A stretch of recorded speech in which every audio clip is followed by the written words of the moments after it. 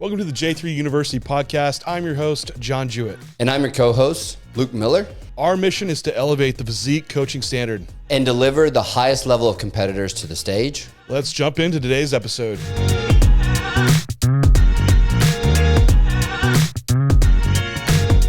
Rep ranges are pointless. Are they though?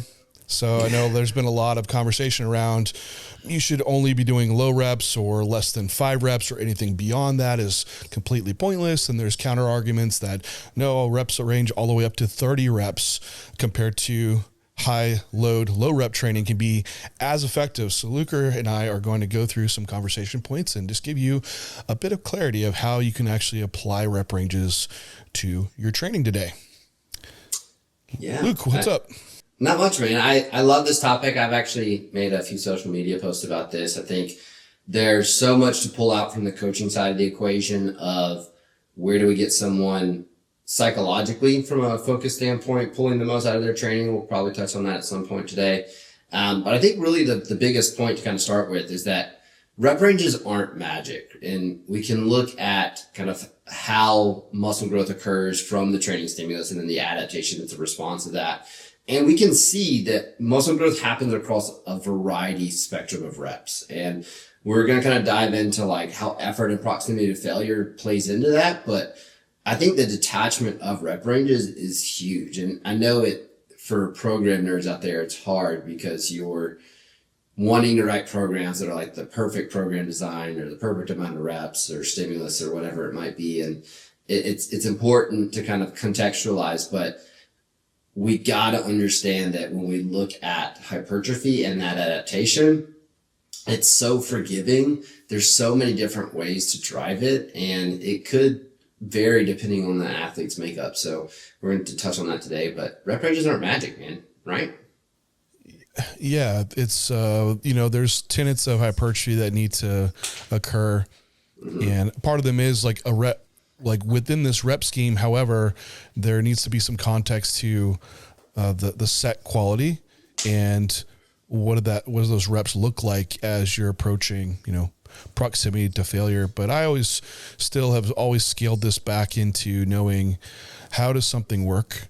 And if I know how something works, and not to like a insane biochemical level, but within a context, so you as a lifter know what you should be really monitoring when you're training.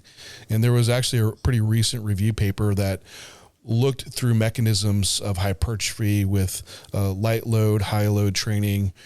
And it all still is coming back to mechanical tension being the primary driver for muscle hypertrophy. And there's still some question marks out there about some other aspects like inflammatory cascade processes that might have some other contribution, but still the running theme across whatever rep range you're doing is still like tension within the muscle is what's actually causing all the signal transduction to occur that then turns on protein synthesis and allows the hypertrophy adaptations to then occur. And there was a paper a long time ago, not too long ago, by Brad Schoenfeld, kind of explaining that there's these 3 mechanisms of hypertrophy: mechanical tension, muscle damage, and then cell swelling, pump, whatever, metabolic stress, whatever you would like to call it. And so off this paper, you saw all types of things start coming out of like, there was then training programs that would have like, your loading day and then like a pump day, or, even within your own training session, you'd have like your heavy load, like tension work, then like pump work, and trying to separate out the mechanisms of hypertrophy into applying them into, training programming. And what's kind of becoming now more of a thing of our understanding is that like the pump or even muscle damage are more just side effects of tension. And some rep ranges causes more of an effect along like muscle damage or even pump than maybe light load training. And I think where it can get kind of an issue is if you're chasing the wrong thing in your workouts, because we've spoken this before, like Renee and I get in the car and we say, hey, did you have a good workout today? And what's your answer to that? And you as a listener, like, what would you say? What's your first answer usually when you have a good workout? And some people say, well, I got a good pump, right? Because that makes a fun workout for sure. But that doesn't always mean it's going to be a good workout. And we're learning the whys of what causes a muscle to grow. And we know now that the primary thing is mechanical tension. What should really define if you had a good workout or not? And it should be, were you able to improve your training performance? Because if you're going to increase load or reps, or maybe it was even a form improvement under the same load and reps, that is allowing you to then ability to, translate those adaptations from the last session into your current training session and improve performance, and in turn improve tension on the muscle. And that's key. That's the big check mark of like, are you creating good stimulus to grow? And so that should be defining if you're having a good workout. Then kind of the next conversation from there is, well, within these rep ranges, is there one that's maybe more efficient for getting tension, or why even use higher or lower rep ranges? Like how do these apply? And I didn't even touch on the aspect around proximity to failure as well. Yeah. Man, it's so funny how nuanced training can be when you come from like the broad spectrum of what drives the adaptation of hypertrophy, and then you start to kind of apply it to different people. And for those of you that follow my content across like multiple different platforms, you guys know that I love to obsess over the little things that make people better, with whether it's, the access, activate, integrate with prep work, or whether it's matching someone's movement capacity to the pattern that I'm choosing. And all of this comes from the desire to maximize mechanical tension for that athlete, because what fits one athlete is not going to fit another. And it all just comes back to the understanding that the broad spectrum of progressing hypertrophy is that mechanical tension stimulus. And now this does kind of dive into kind of the effort intensity piece, like going alongside that. Obviously, there's a lot of evidence for close proximity to failure. Most people kind of living in that 1 to 3 reps from failure as like promoting hypertrophy. But there is a bit more of a nuance conversation, I would say, in regards to like the highest levels of bodybuilding and experience, because you're going to see that the further that you get into progression in the sport, the narrower that window is going to become. And we have to look at how do we consistently progress on a week-to-week basis for that athlete. And I think, John, this is kind of where sharing your kind of touch points on from an anecdote side of like what you've experienced across your career helps as well, so that people can see that. Yeah, with that being said, like maybe I'm not the best with Anecdote as far as proximity to failure, because coming from my background, I was probably on the other end of the spectrum with training to failure or beyond, with sacrifice of moving tension off a target muscle. Yeah. And so I think over time, there's been more of a precision in execution, and also being able to buffer, when the target muscle's failing, and moving away from, just actual mechanical failure, like I'm unable to move anymore, versus a technical failure, like, hey, form's about to break down to a point where I'm going to be loading maybe passive tissues, or it's other muscle groups I don't want to be bringing in. But I think that's even more an advanced thing too, as you do need a bit more of like a sniper rifle approach to certain muscle groups over just a broad spectrum of stimulus for maybe a big compound movement in a beginner. But with that too, like if you get to the point of like where, well, proximity to failure, you can train pretty far away from failure and still grow. And I absolutely think that can apply to someone earlier on. However, I would still lean into training closer to failure in those instances, because the ability to gauge failure is pretty poor unless you're able to really take someone there yourself, right, and show them what that's like. And I think even for a beginner, like starting machine work is great because it's more controlled, quicker learning, and you can take someone to a failure point a lot quicker than you could, say, with like a barbell squat, so they can learn what that effort should really be like. But yeah, as you progress up, I see it mixed. Like some guys aren't really training that high effort, but some guys are just way beyond too. And so it's just trying to refine the approach and make sure, for one, like execution's nailed, the exercises are accommodating to like their mechanics.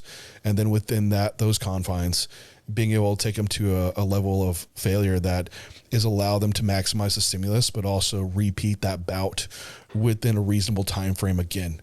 And those are some components to consider. So with, and I'm all about like, I don't want like the pussification of training of like, we should not train to failure, because I'm about that life. Right. But you do realize how limiting it can be if that is your only mindset, and failure is a place to be at. But at the same time, like as I've gotten older too, I'm not that old, but still 10 years in bodybuilding is like, feels like 50 years in training. Because like you have to like be protective of your connective tissue. Like that becomes such the limiting factor in sustaining progress, and training like all out to failure and beyond, like partials and extending the sets like that. Like, man, connective tissue takes a real toll for just an eke out of a bit more stimulus, which if you're then not able to keep sustaining that training block, it becomes the bottleneck for you where you're not able to then progress. You have to dial back, or you even get injured. So, there's a real balance to find, but I would definitely lean harder into training close proximity to failure. And I pretty much do that year round within confines of like technical failure. Right. Yeah. I think that's where, and we should have maybe chatted about this before the podcast, but I thought your anecdote would be helpful, because a lot of the crowd, just with the reputation that's kind of surrounded, like high effort, all out failure is kind of the reputation people see, but it has to have the context of matching it to the goal of the exercise and what's going to keep the athlete safe. And more so your experience around kind of the technical failure being where we see the maximal progress, so that we get the most mechanical tension out of the target tissues is kind of the point that I was trying to pull out with what is defining failure, because I don't want defining failure to be the Instagram highlight reel of screaming, yelling, changing form in order to be that. And I think that's the point that I always want to get across to athletes, is that high effort and intensity comes with a high level of focus and requires a high level of focus. And that's why when we write the program design, kind of pushing us into our third point of like trying to match reps to the exercise, I'm not putting rep ranges in there because of willy-nilly, like knowing that we have hypertrophy across a multiple variety of rep ranges, but the rep ranges are suggestions based on what the setup is for that pattern, whether it's a compound pattern that's externally stabilized where you're extremely stable and we can safely take that to failure, or whether it's an internally stabilized pattern. We might need to leave that one rep in the tank so that we're not pulling ourselves out of the bottom of a squat rack, right? Because we can do the eccentric, but can't do the concentric. That's the kind of stuff that I think when we start like combining the role of effort and intensity with matching program design from a reps perspective, we have to understand that technical failure is what we're talking about. Yeah. And within the same thread of that around effort and loading and proximity failure, would say that higher loads and lower reps is the context where you can stay a little farther from failure and still create a good stimulus. Because pretty much right off the bat, you're getting full motor unit recruitment. And then even if you're a little farther from failure, you've still accomplished that goal of like high amounts of tension exposure for that muscle. Now, within the higher rep ranges, why they can be as effective as high load, low rep training is basically the accumulation of fatigue, then causing those higher level motor unit recruitment, and then high tension exposure across all muscle fibers. The argument that I've seen in social media around this is that high rep training is kind of inefficient, right? It takes a lot of reps to get to those last stimulating reps. And so that creates a lot of fatigue. So they can be a lot more fatiguing to a degree. But however, we can't just apply that across like the broad spectrum. Like a 20 rep set on a back squat is going to feel a lot different than a 20 rep set on like a bicep curl. And you're like, oh, fatigue, everyone's so scared. Oh, that's not efficient. It's like, oh gosh, 20 reps on a bicep curl, you're not going to be laying on the floor afterwards, gasping for air like you would like a barbell squat. So this kind of defines of like, well, is there times when we might want to be using high reps for maybe muscle groups that in an isolation pattern, maybe it's have a higher susceptibility to injury, or maybe even emphasis for the day. If you've done a lot of high load work and you're trying to manage connective tissue stress to then get to like say your bicep training, or even for those that maybe struggle with body part connection, that high reps and that metabolic stress and cell swelling maybe helps them then connect with that muscle group a bit better. Then we even think about managing loading across the week. In this point we got back to being able to sustain your training over weeks. If you're only doing heavy loads, a lot of people don't have connective tissue made of steel, and that stuff really, really accumulates over time, where you can buffer some of that and keep up training volume with some higher rep work. So yes, it causes more fatigue and it's not efficient to get to stimulating reps. And I think this is where you're getting into just like trying to build program design purely off of research and not what's actually happening in the trenches. And when you get to that understanding through experience, you're going to realize like, man, there's a lot of benefit to utilize varying rep ranges. And that's where we get into our application here of like the exercise and the ability of that individual, the age of that individual is going to dictate the rep that we're going to pick for particular lifts. Luke, how do you go about selecting rep ranges for different movement patterns across like your athletes?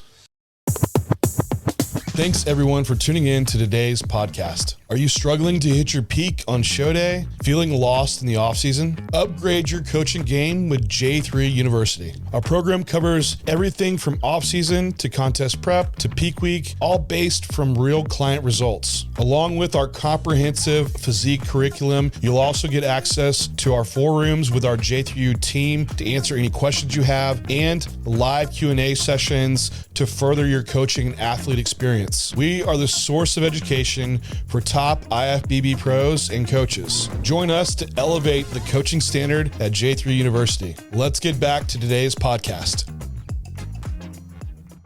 Yeah, there's a few different things that I'm looking for. Oddly enough, I think one of the most important ones is the ability of an athlete to be proprioceptively aware and kind of their skills as an athlete. So you could call it coordination, you could call it, body with spatial awareness or whatever it might be. But this is where you see like a lot of times previous athletes can transition into bodybuilding program a little bit easier because they have like a lot of self-awareness as far as like where their body moves in space. And so small cues put them in the right positions a lot quicker.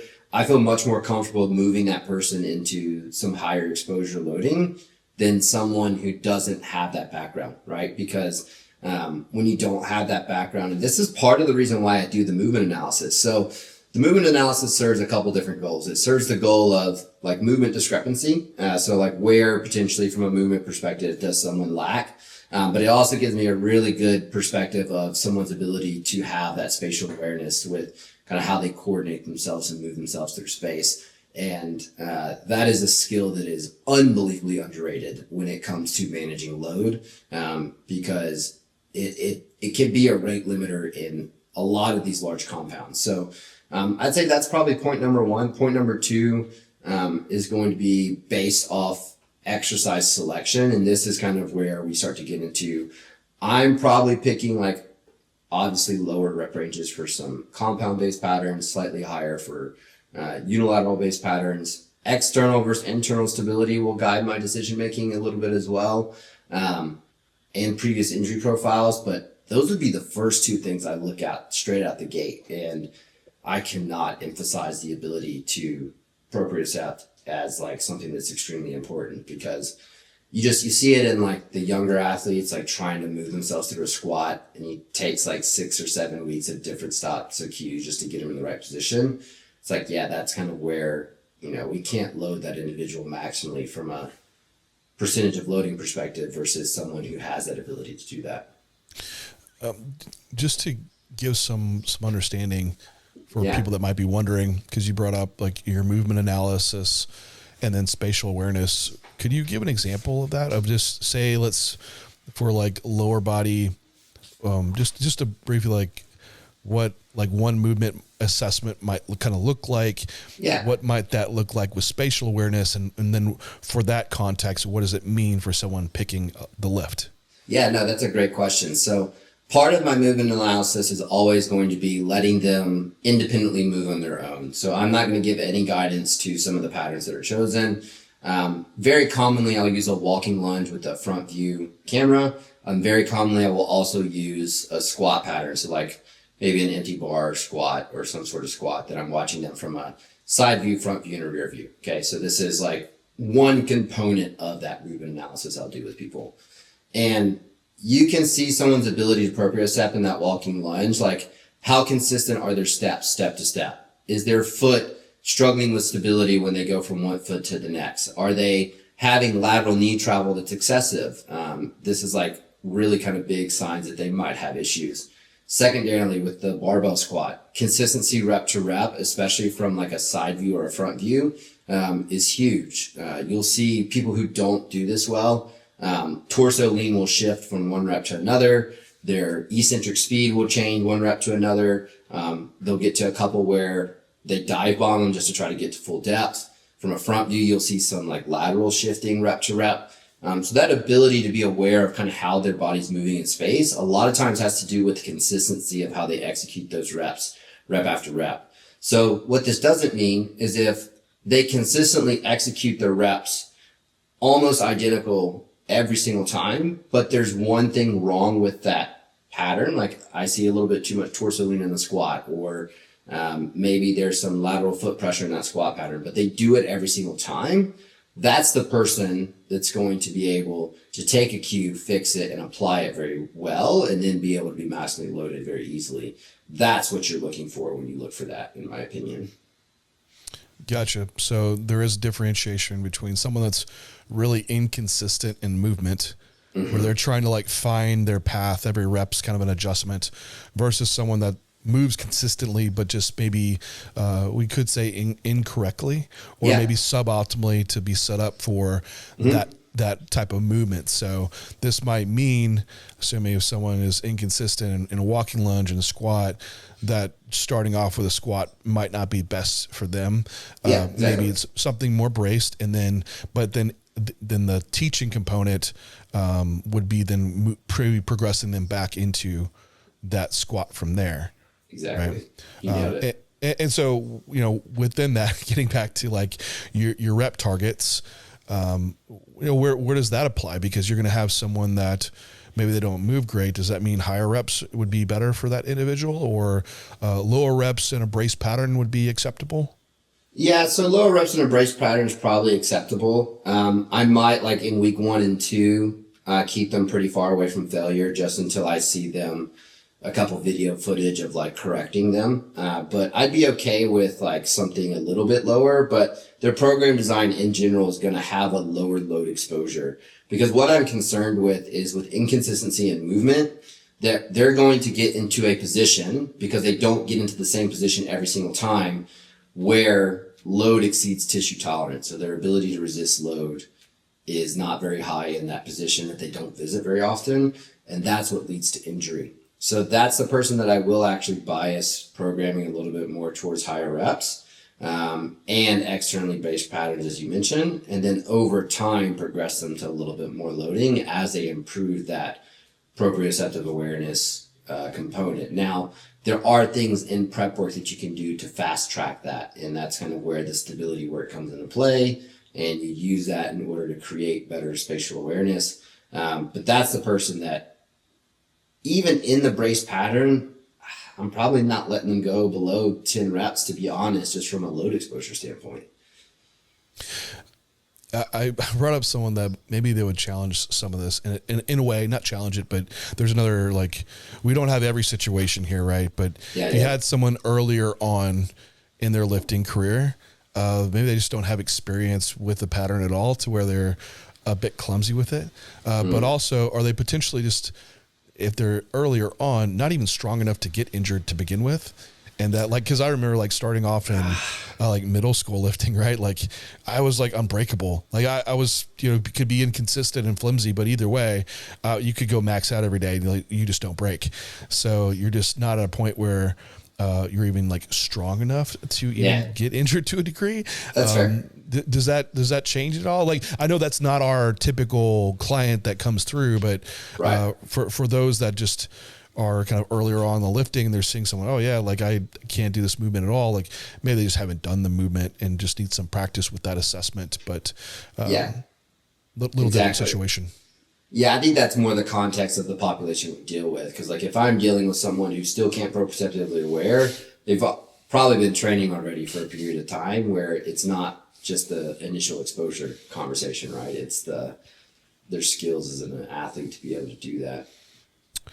Yeah, I think another area that I want to bring up is just different phases of rep ranges and consideration of fatigue around these different rep ranges. Because a lot of people are like about, high load with low reps being pretty efficient. And I would have to agree with that. I think there's still, you have your sweet spot for hypertrophy that we've always heard about being like, this is kind of like usually see 8 to 12 reps is where a lot of people live for maybe 75% of their work.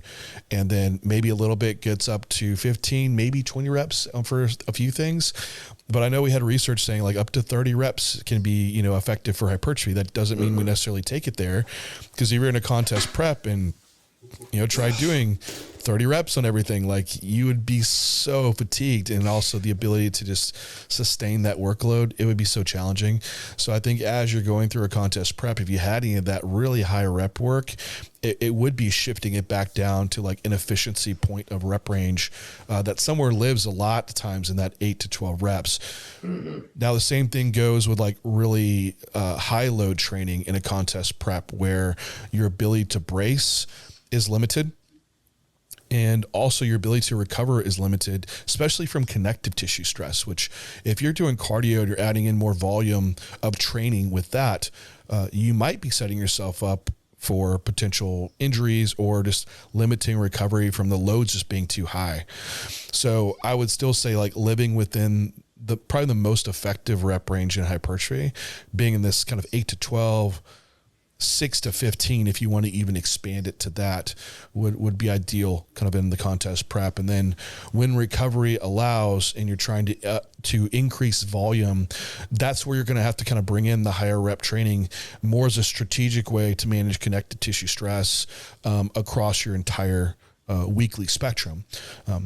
I wanted to mention that. I don't know if you have anything to add to different phase training and rep range selection, Luke? Yeah, I think there's context needs to be given for some of my comments that when I'm talking about not bringing someone into lower rep ranges, like I'm still not pushing them probably above 15 at any point, really, right? Like the person who doesn't propriocept well and is squatting, that squat rep range is 10 to 12, right? It's just the upper end of that range where we're talking about, right?